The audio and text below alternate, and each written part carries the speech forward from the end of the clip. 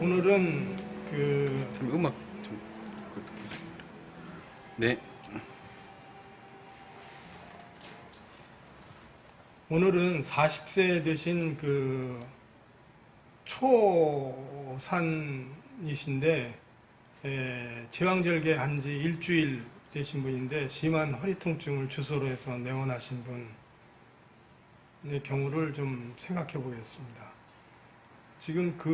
이분이 불편하신 부분이 골반 관절하고 허리 부분이 심한 통증이 있어서 왔는데, 지금 제왕절개를 이제 개복 수술을, 소위 배를 이제 절개를 하고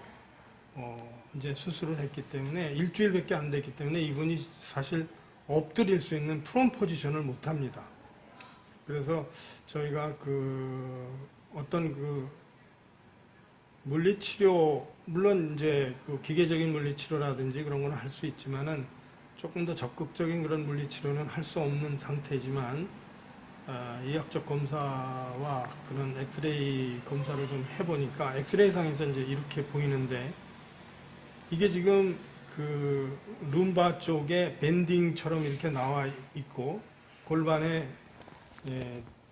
높낮이의 차이가 왼쪽이 올라가 있고, 이거는 옆으로 퍼져 있고 아래로 퍼져 있는 거 봐서 회전 변형도 같이 있으니까 물론 골반 관절도 상당히 안 좋고, 실제로 제왕절개를 한다고 하더라도 마지막 트라이메스터, 그러니까는 이제 출산이 가까워지면 릴렉신 호르몬 때문에 SI 조인트가 열릴 수 있도록 릴렉신 호르몬의 작용이 활발하기 때문에 SI 조인트도 상당히 이렇게 리가멘트가 이렇게 늘어나 있는 그런 상태이기 때문에, 게다가 뱃속에는 최소한도 3kg 정도의 이제 태아를 또 가지고 있고, 주위에 양수 같은 것도 가지고 있으니까는 무게가 굉장히 나가죠. 그러니까 이런 문제가 없더라도 임산부는 막달 근처에는 상당히 심한 허리 통증 같은 것들이 충분히 느낄 수 있습니다. 그래서 이제 저희들이 임신을 하고 한 다음에는 특히 스트레칭 운동이라든지 걷기 이런 걸 통해 가지고 근력을 강화시키고 전체적인 밸런스를 계속해서 막달까지 유지하도록 하는 게 굉장히 중요한 임신부 전략이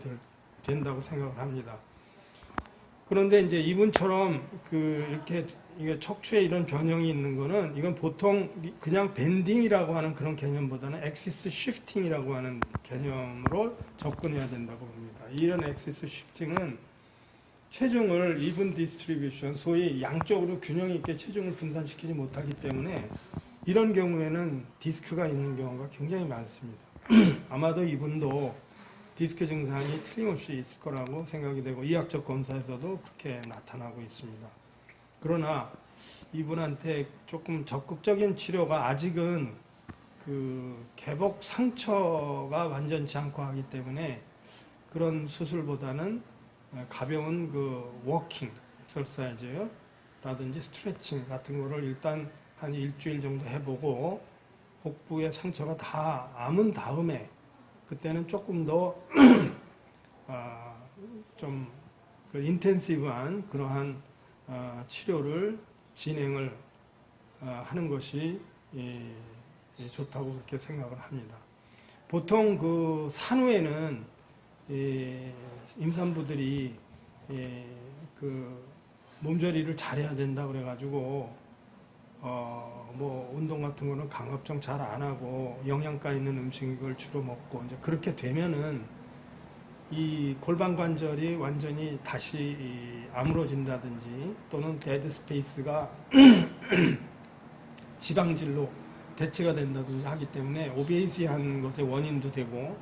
산후에 만성적인 어떤 관절 기능 부전, 특히 골반 관절, 뭐 척추 관절도 될 수 있겠죠.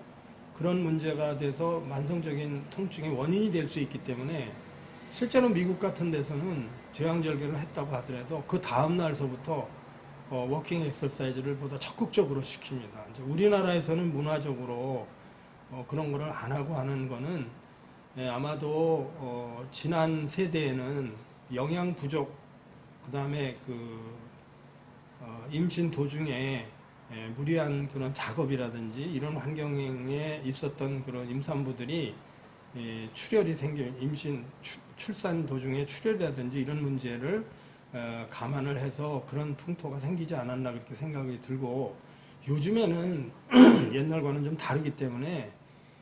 조금 더 저희 정형외과 입장에서는 조금 더 액티브한 그 출산 전후의